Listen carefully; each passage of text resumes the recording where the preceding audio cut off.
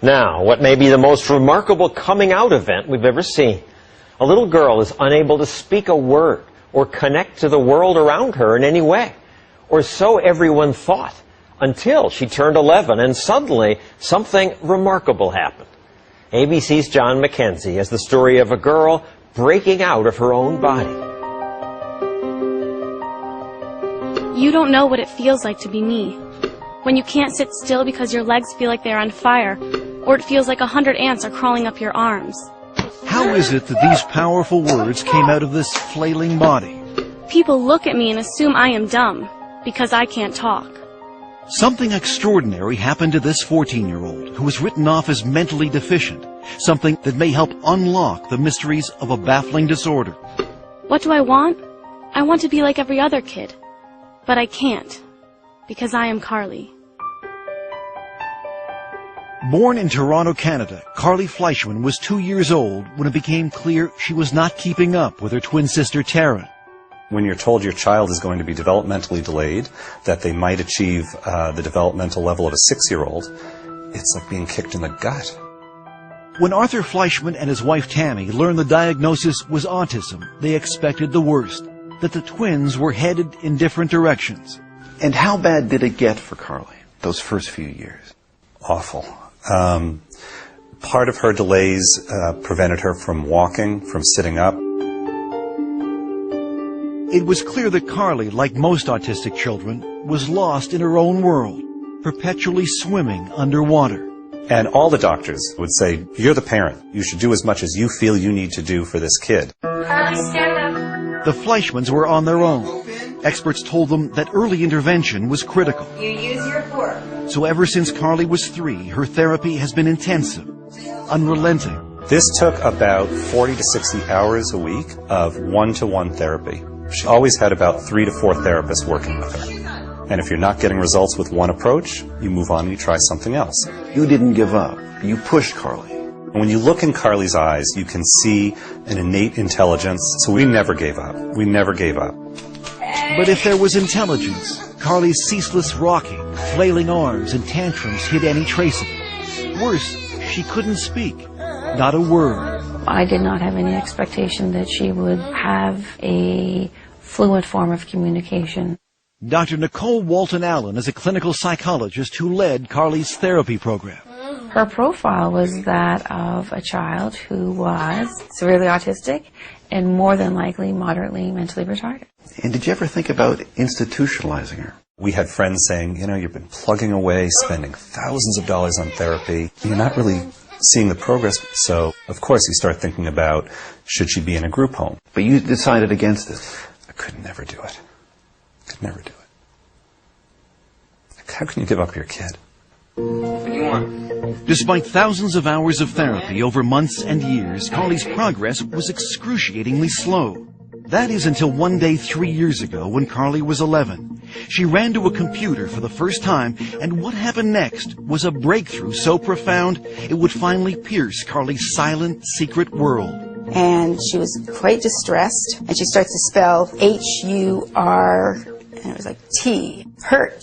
And then a little bit later on, she spells H-E-L, and we kind of pushed her to finish, and she puts P, so she spells help. Afterwards, she sort of got up, went behind the couch, and she threw up. What are you cheering? Barbara Fenton Nash is one of Carly's longtime therapists. So what did this tell you? It told us that there was a lot more going on there than we knew. And to us, that was a breakthrough moment because we hadn't specifically taught her the words. And at first, we didn't believe it. Knowing this child for 10 years and never seeing her write a thing, of course you're going to be skeptical. Everyone was, including her other therapists, who were now desperate to see proof. But Carly refused to type, exhibiting the same hysterical behavior that led experts to label her as mentally retarded. She would strip off her clothes. She would go into the bathroom and she would engage in fecal smearing. So the typing was great, but no one could see it.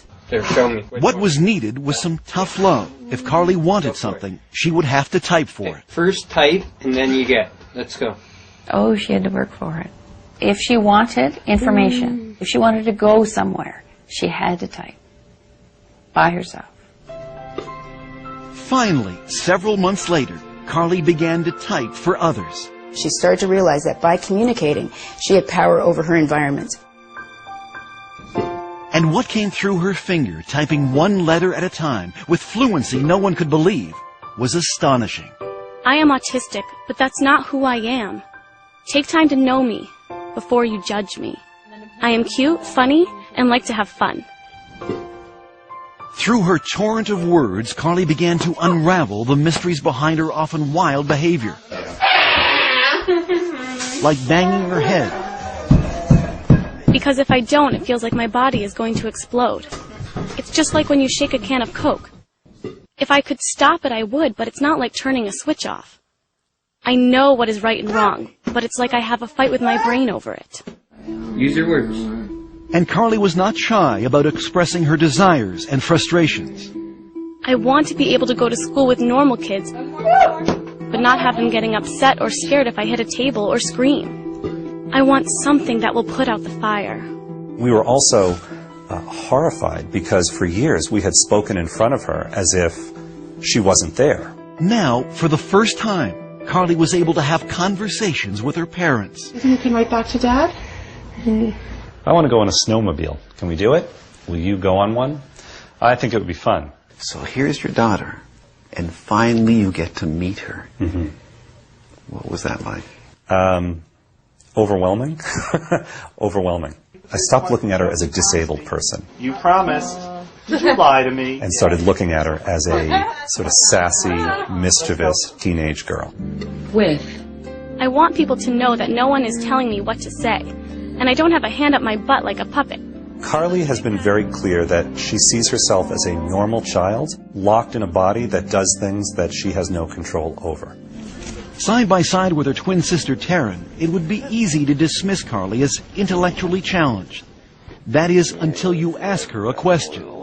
Carly, why do autistic kids cover their ears, flap their hands, hum, and rock? It's a way for us to drown out all sensory input that overloads us all at once. We create output to block out input. Carly's brain, unlike most people's, is overwhelmed by the senses of sight and sound, taste and smell. Our brains are wired differently. We take in many sounds and conversations at once. I take over 1,000 pictures of a person's face when I look at them. That's why we have a hard time looking at people. The one thing she can control is when and where she'll type. Oh, this is John. This is John. And usually she needs to be motivated. Finish up. You're doing great. When I tried making conversation with Carly, she would not type back. I'll tell you anything you want to know. Her finger hovering over the keys for hours, until I brought up my teenage son. He wants to play football. No, she's smiling. It's going to be something funny. Are you embarrassed? Come on, we want to hear what you have to say. Yes, I guess he's cute. 2 years that we've been communicating, and every time she writes something, there's a little bit of that sense of awe. The room resembled a ship's cabin. Its walls Dear made Dad, wooden laths I love when you read to covered me, by many coats and I love that you believe in me. I know I'm not the easiest kid in the world. Give me a kiss. However, you are always there for me, holding my hand and picking me up. I love you. I'll go through many sleepless nights to hear that. I'll spend every penny we have to hear that. Was there one writing in particular that left a lump in your throat?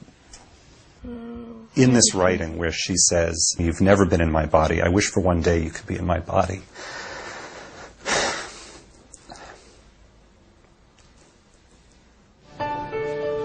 A year after we first met Carly, she is happier, calmer, more independent. Come on, let's get this in the pan. She's even writing a novel. I think that humankind is just oblivious to things that have been around for many years.